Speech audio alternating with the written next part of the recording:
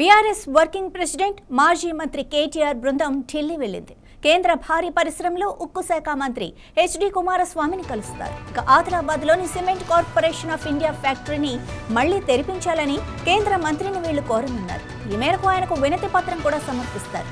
ఈ ఫ్యాక్టరీ 1998 నుంచి మూతపడి ఉంది. ఇప్పుడు యంత్రాలను కూడా స్క్రాప్ గా తీసివేసే ప్రక్రియ జరుగుతోంది.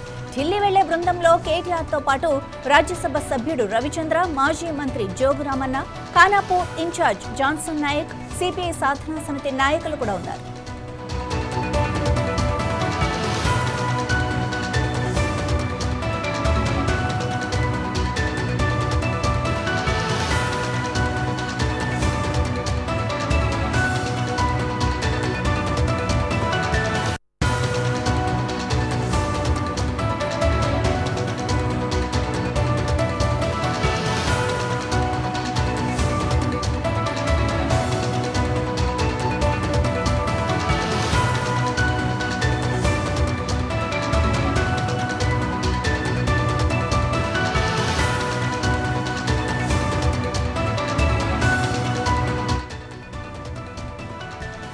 ఇదే విషయానికి సంబంధించి మరింత సమాచారం మా బ్యూరో చీఫ్ రాజ్ కుమార్ అందిస్తారు. రాజ్ కుమార్, ఈ బృందం మొత్తం ఢిల్లీ ఎందుకు వెళ్ళింది?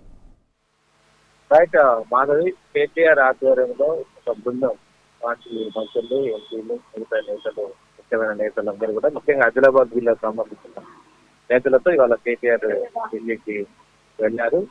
సో ఢిల్లీలో ముఖ్యంగా ప్రధానంగా సిమెంట్ కార్పొరేషన్ ఆఫ్ ఇండియా, ఇది ఆదిలాబాద్ లో ఉంటుంది, సిసిఐ ఫ్యాక్టరీ సంబంధించింది.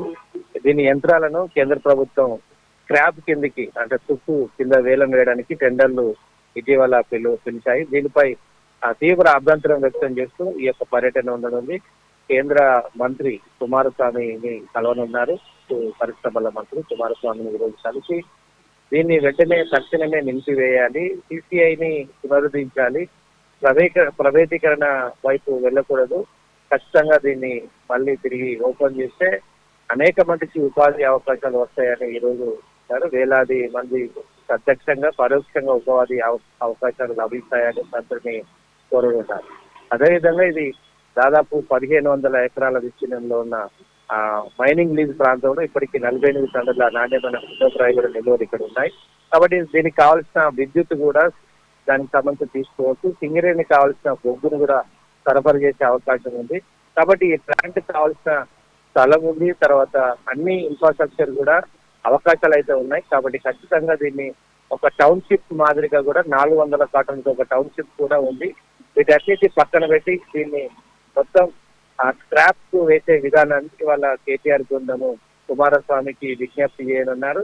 దాంతో పాటు డిమాండ్ కూడా, ఎందుకంటే 2019, 2024 లోక్సభ ఎన్నికల్లో కేంద్ర మంత్రి అమిత్ షా ఇక్కడ బీజేపీ నేతలతో ఆదిలాబాద్ లో ఉన్న ఈ యొక్క ఎంపీ సీటుని గెలిపిస్తే సిసిఐ ప్లాంట్ ను తెరిపిస్తామని హామీ ఇచ్చిన దాన్ని కూడా ఇవాళ కేటీఆర్ బృందం గుర్తు చేయనున్నారు.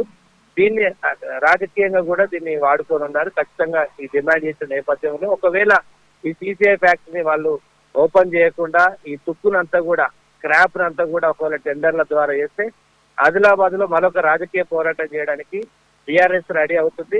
దాంట్లో భాగంగా వాళ్ళ కేటీఆర్ బృందంతో కలిసి ఢిల్లీకి వెళ్ళారు. నిజంగా సిసిఐ మీద చిత్తశుద్ధేనా లేకపోతే రాజకీయం అనుకోవచ్చా? ఎందుకంటే ప్రతిపక్షాలు కూడా అవే అంటున్నాయి, మన ప్రభుత్వ బృందాలు. గతంలో కూడా బీఆర్ఎస్ అధికారం ఉన్నప్పుడు, కేసీఆర్ సీఎం గా ఉన్నప్పుడు ఒకసారి దీని విషయంలో ప్రధానమంత్రి కూడా కలిశారు. అప్పట్లో నిర్మలా సీతారామన్ పరిశ్రమల మంత్రిగా ఉన్నప్పుడు వివిధ మంత్రులను కూడా కలిసిన పరిస్థితి. సో రాష్ట్ర ప్రభుత్వం కనుక అన్ని రాయితీలు ఇస్తే ఖచ్చితంగా దీన్ని మళ్ళీ తిరిగి ఓపెన్ చేస్తామని కూడా అప్పుడు హామీ ఇచ్చినట్టుగా బీఆర్ఎస్ గుర్తు చేస్తుంది. కాబట్టి మాకు రాజకీయ ప్రయోజనాల కంటే ప్రజా ప్రయోజనాలే ముఖ్యము. అక్కడ కనుక ఆదిలాబాద్ లో ఈ సిసిఐ ఓపెన్ కనుక చేస్తే, పునరుద్ధరిస్తే చాలా మందికి ఉపాధి అవకాశాలు వస్తాయి. ఆదిలాబాద్ ప్రాంతం వెనుకబడిన ప్రాంతం. కాబట్టి మాకు రాజకీయ ప్రయోజనాల కంటే ప్రజా ప్రయోజనాలు ముఖ్యమని బీఆర్ఎస్ అయితే స్పష్టంగా చెప్తా ఉంది. మాది కరెక్టే, బట్ అంటే 93 అప్పటి నుంచి క్లోజ్ ఉన్నప్పుడు అప్పటి నుంచి ఎందుకు ఇదంతా లేదు? ఎందుకు వదిలేసి ఇప్పుడు ఎందుకు?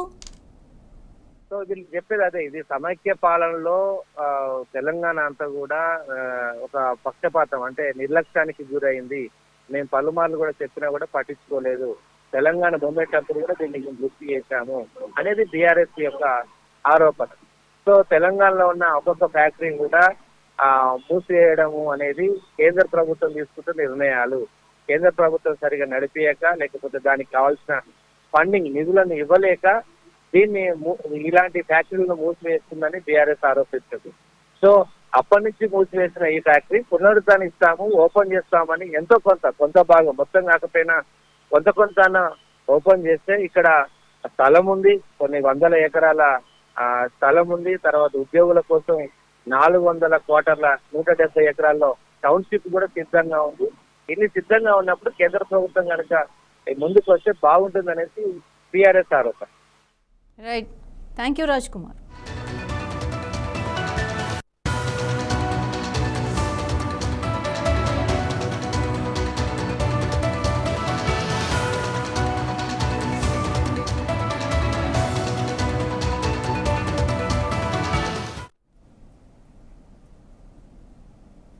నైన్ ప్లస్ న్యూస్లో స్మాల్ బ్రేక్.